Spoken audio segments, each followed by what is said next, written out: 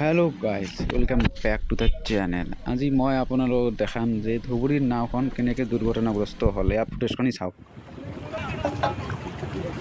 নাওখন বঢ়িয়াকৈ আহি আছে, কিছু সময়ৰ পিছত যে ইয়াতে দুৰ্ঘটনাগ্ৰস্ত হ'ব সিহঁতে কোনোৱে নাজানে। চাওক কেনেকৈ নাওখন দুৰ্ঘটনাগ্ৰস্ত হ'ল।